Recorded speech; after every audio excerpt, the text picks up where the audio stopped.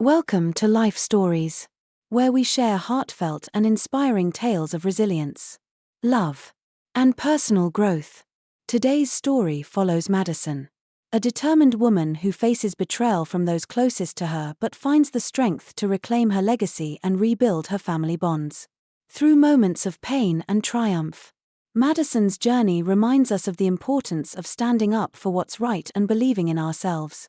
Don't miss out, subscribe to our channel and join us as we begin today's powerful story.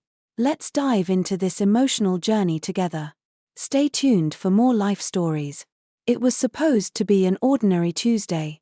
I was in a Minneapolis hotel room preparing for a client meeting the next day.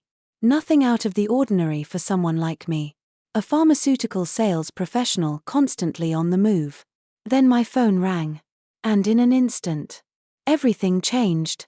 Karen's voice greeted me, sickly sweet but with an edge of malice that I knew all too well. My stepmother had perfected that tone over the years, a weapon she wielded to cut me down while keeping her hands clean. "Madison," she began, her voice dripping with smug satisfaction. "I thought you should know. I've decided to give your trust fund to Emily. She deserves it more than you ever will." For a moment, I couldn't speak. Her words felt like a punch to the gut. That trust fund wasn't just money, it was my mother's legacy. The safety net she'd created for me before cancer took her away when I was just 16. My mother had built her own pharmaceutical consulting business from the ground up. And the trust fund was her way of ensuring I had the chance to build something of my own. But Karen didn't care about any of that. To her, it was just another opportunity to assert her dominance and favor her daughter, Emily. I gripped the edge of the desk in my hotel room, steadying myself.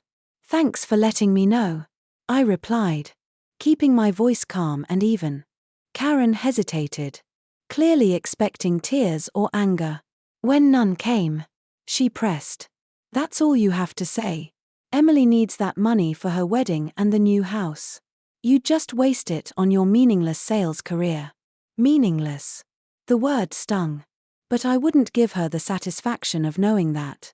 Instead, I thought of my mother, the way she'd worked tirelessly to ensure my future was secure, the strength she'd shown in the face of her illness. Karen's manipulation couldn't erase that. "Is there anything else?" I asked. My tone was detached, professional, as though we were discussing the weather. The silence on the other end was telling. What Karen didn't know was that 6 months earlier, Mr. Johnson, my mother's lawyer, had warned me about her. She'd been making inquiries about the trust fund, poking around for weaknesses. Together, we'd put safeguards in place, protections that made any unauthorized access not just impossible but prosecutable. I had been 2 steps ahead of her all along. "You've always been such a disappointment." Karen spat, her frustration evident. "Your stepsister deserves this more than you ever did." Without another word, I ended the call and stared out the window at the Minneapolis skyline. My hands were shaking. But not from fear. It was anger, cold, controlled anger. Karen had overplayed her hand. And I was ready. The truth is, I'd been preparing for this moment for years. Living with Karen after my mother died had been like walking on eggshells. My father, desperate to rebuild our family, had married her just 2 years after we lost my mom. Along with Karen came Emily, her then 13-year-old daughter, who quickly became the center of our household. Every small achievement of hers was celebrated, while my own successes were dismissed or ignored. Karen made sure of that. My academic scholarships, my acceptance into business school, none of it seemed to matter. My father, drowning in grief and work, let Karen take control of everything.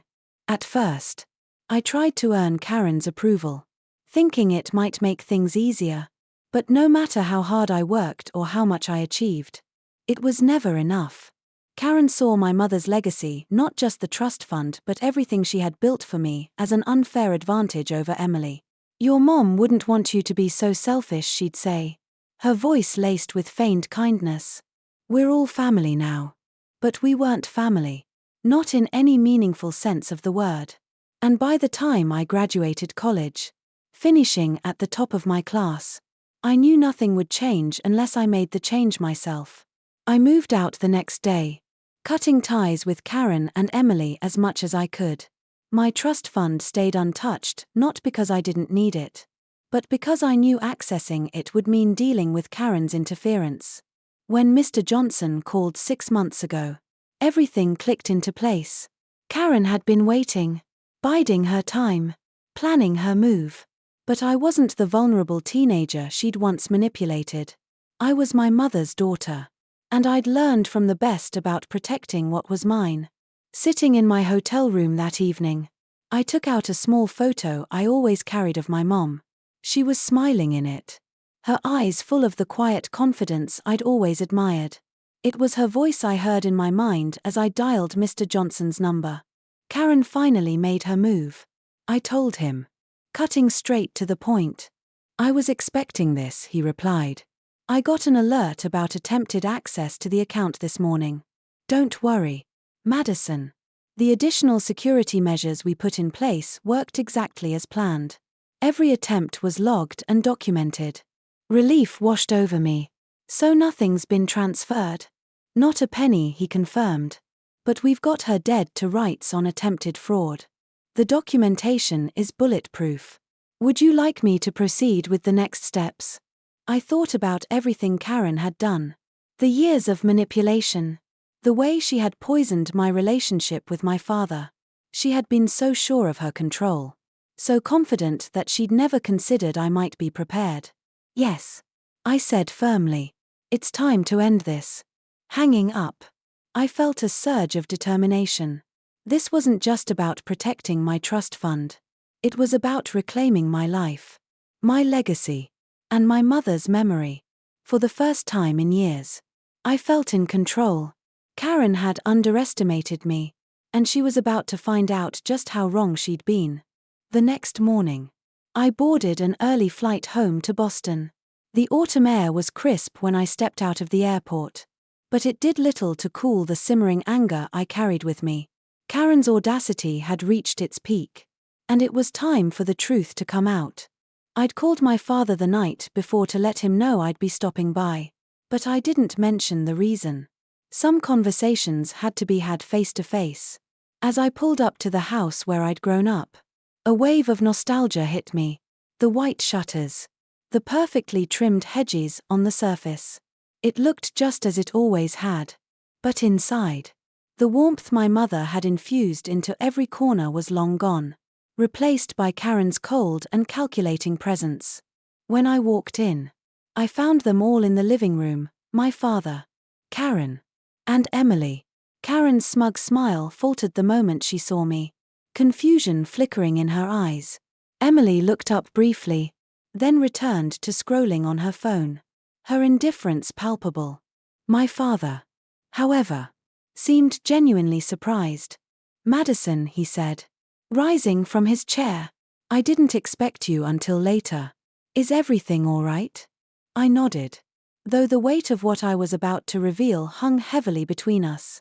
Actually, Dad, we need to talk. Karen's expression shifted from confusion to wariness, but she quickly masked it with her usual air of self-righteousness. Madison, whatever it is, I'm sure it can wait. Your father and I were just. I cut her off, pulling out my phone and the folder Mr. Johnson had sent me. No, it can't wait. This is about my trust fund. Her face went pale. What are you talking about? I looked directly at my father, handing him the folder. Karen called me yesterday. She told me she'd emptied my trust fund and given it to Emily. I thought you should see exactly what's been happening. Karen sputtered, her composure slipping. I was only trying to help Emily. She needed that money for her wedding and a house. Madison doesn't even need it. She has her job. Don't. I said, my voice steady but firm. Every attempt you made to access the account was documented. Every call. Every forged signature. Every manipulation. It's all here. My father's hands trembled as he flipped through the pages. His brow furrowed. and his expression darkened with each new revelation. Finally, he looked up at Karen. His voice barely a whisper. "What did you do?" Karen's attempt at defense was pitiful. "I was trying to make things fair. Emily has always struggled while Madison." "While I what?" I interrupted, turning to Emily, who was now sitting up. Her face flushed with embarrassment. "Worked my way through college. Built my career from scratch. That trust fund wasn't just money, it was my mom's legacy. And Karen has been trying to take it from me since the day she moved in." Emily stood, her voice rising in protest. "You've always had everything handed to you. Mom just wanted to even the playing field." I felt a pang of pity for her. She truly believed Karen's narrative. That I was the enemy, the privileged one. But this wasn't about fairness, it was about control. "Handed to me?" I repeated, my voice calm but cutting. "I've worked for everything I have. Mom left that money for me to build something meaningful. Karen couldn't stand that. So she tried to take it for herself." Karen's composure finally cracked. "You ungrateful little. I've already filed charges," I said, cutting her off. "The bank has all the evidence of attempted fraud. Mr. Johnson is handling everything." My father looked devastated as he read through the documents. He shook his head slowly, his voice barely audible. "Karen, you forged my signature. You lied to the bank. You." I placed a hand on his shoulder, my voice softening. "I'm sorry you had to find out this way. But you needed to know the truth." The silence that followed was deafening. Karen opened her mouth to speak, but my father raised a hand to stop her. For the first time, he looked at her as though truly seeing her for who she was. "I want you out of this house tonight," he said, his voice low but resolute. Karen's face turned red with fury. "You can't be serious. After everything I've done for this family." "Done for this family?" His voice cracked, and he shook his head again. "You tried to steal from my daughter. You lied to me for years. I can't believe I didn't see it sooner." Emily started to cry, her tears no longer the manipulative ones I'd grown accustomed to. She seemed genuinely shaken, finally realizing the gravity of her mother's actions. Karen's fury turned to desperation. "You planned this," she hissed at me. "You knew I'd try to access the trust fund." "No, Karen," I replied, meeting her glare. "You planned this. I just made sure I was ready when you did." My father sank back into his chair, the weight of 12 years of manipulation finally catching up to him. For the first time, I saw him truly grasp the extent of what Karen had done, not just to me, but to our family. As Karen and Emily gathered their things, throwing accusations and tears around in equal measure, I stood by the window, looking out at the garden my mom had once tended with so much care. Her voice echoed in my mind, steady and reassuring, "Always be prepared, sweetheart, and never let anyone take what's rightfully yours." That day, I honored her advice and it changed everything. As the door closed behind Karen and Emily, the house fell into an unsettling quiet. My father and I sat in the living room, the folder of evidence still on the coffee table between us. He looked older than I remembered, his face lined with regret and exhaustion. For the first time in years, we were alone, without Karen's ever-present interference clouding the air. "I failed you, Madison," he said finally, his voice barely above a whisper. "After your mom died, I was so focused on rebuilding, on not being alone, that I let her manipulate everything." Hearing him admit this felt like a small crack in the wall I'd built between us. For so many years, I had resented him for not seeing what Karen was doing, for letting her sideline me while elevating Emily. But now, seeing the pain etched on his face, I realized he had been grieving too. "You made mistakes," I admitted, my voice soft but steady. "But so did I. I should have told you sooner about what was happening. I thought if I just worked hard enough and stayed out of the way, it would all work out. I didn't want to burden you." He looked at me, his eyes filled with a mixture of sorrow and love. You were never a burden. Madison. I should have seen what was happening. I should have protected you. We sat in silence for a moment, the weight of years of unspoken hurt and regret hanging between us. But in that silence, something shifted. It wasn't forgiveness. Not yet. But it was a beginning, a chance to rebuild what had been broken. That night, I stayed in my old bedroom, which had remained untouched since I left for college. The faded posters on the walls and the neatly arranged books on the shelves felt like relics of a simpler time. A time before Karen entered our lives. As I lay in bed, I thought about my mother, the strength she had shown in building her business, the love she had poured into our family, and the way she had always believed in me. She had prepared me for moments like this. And now it was up to me to carry her legacy forward. The next morning, over coffee in the kitchen, my father brought up the topic of the trust fund. "What do you want to do next?" he asked, his voice tentative. "I've already started the legal process," I explained. "Karen's actions were criminal, and Mr. Johnson has all the evidence to proceed. But this isn't just about the money. It's about setting things right." He nodded slowly, his gaze distant. "Your mother would be proud of you. You know, she always said you were the strongest person she knew." Hearing that brought a lump to my throat. But I swallowed it down. "I learned from her," I said quietly. Over the next few days, we began the difficult process of untangling the mess Karen had left behind.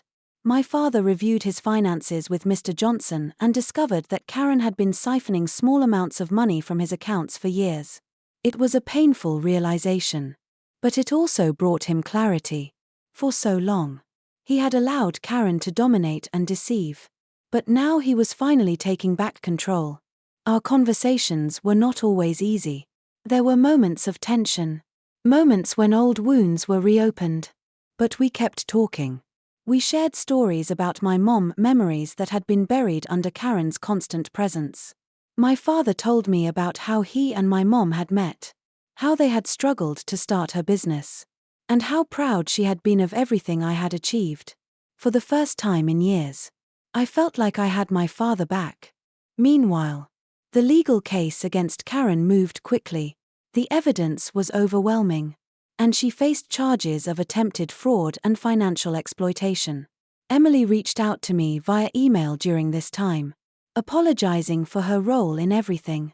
"I didn't know what Mom was doing," she wrote. "I always thought you had everything handed to you. I see now that wasn't true." I didn't respond immediately.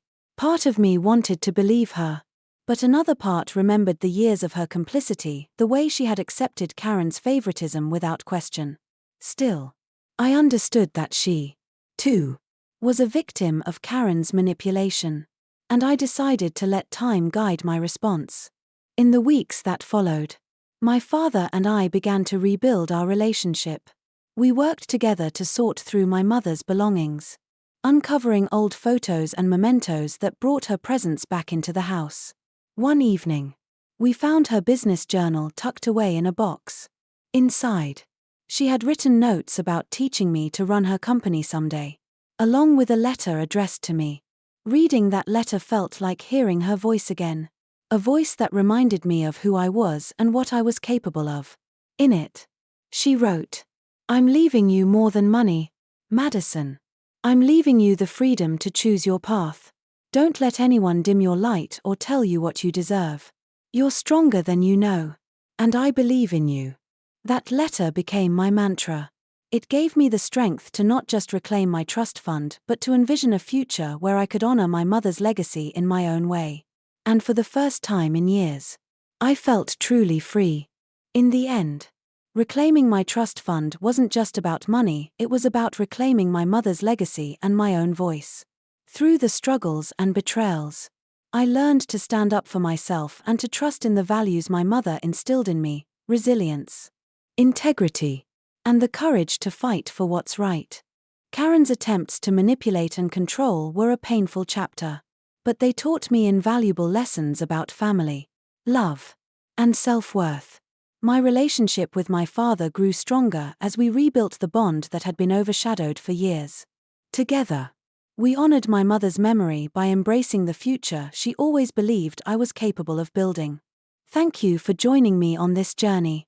If you enjoyed this story and want to hear more inspiring life experiences, don't forget to like, share, and subscribe to Life Stories for more videos. See you in the next one.